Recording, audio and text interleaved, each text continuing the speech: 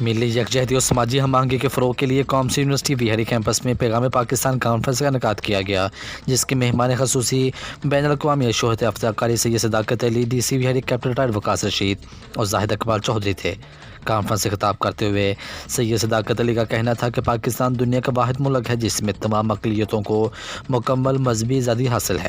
بدقسمتی سے پاکستان میں ایسے لوگ موجود ہیں جو چند ٹکوں کی خاطر پاکستان کے خلاف کام کرتے ہیں۔ دوسروں پر اپنے نظریہ مسلط کرنا نہ اسلام کا پیغام ہے اور نہ ہی پاکستان کا۔ ڈی سی ویہاری کیپٹن ریٹائرڈ وقاص رشید کا کہنا تھا کہ آئین پاکستان ہی پیغام پاکستان ہے کہ ہمیں پاکستان والے جذبے کی آج شدید ضرورت ہے۔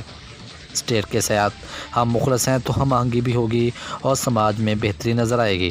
نائب صدر آل پاکستان چیمبرز آف کامرس زاہد اقبال چودھری کا کہنا تھا کہ ہندوستان میں کسانوں کے علاوہ اقلیتوں کے ساتھ بھی بہترین سلوک کیا جا رہا ہے، لیکن پاکستان میں تمام اقلیتوں کو مکمل مذہبی آزادی حاصل ہے۔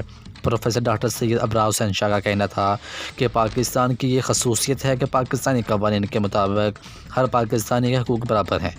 پاکستان کا پیغام بھی وہی ہے جو 1400 سال قبل میثاق مدینہ کی صورت میں نبی کریم صلی اللہ علیہ وآلہ وسلم نے مدینہ منورہ میں رائج کیا۔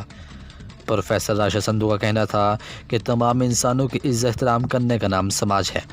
علامہ غلام قمر اصغری کا کہنا تھا کہ اسلام تلوار کے ذریعے نہیں پھیلا بلکہ رسول اللہ صلی اللہ علیہ وآلہ وسلم کے اخلاق حسنہ کے ذریعے پھیلا ہے۔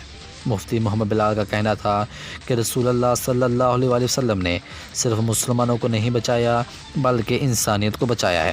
اقلیتی رہنما ماسٹر ریاض مسیح کا کہنا تھا کہ اقلیتوں نے پاکستان میں سب سے زیادہ تعلیم کے میدان میں کردار ادا کیا۔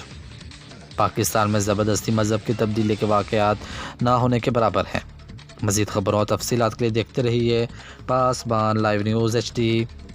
آپ ہمیں فیس بک اور یوٹیوب پہ بھی فالو کر سکتے ہیں۔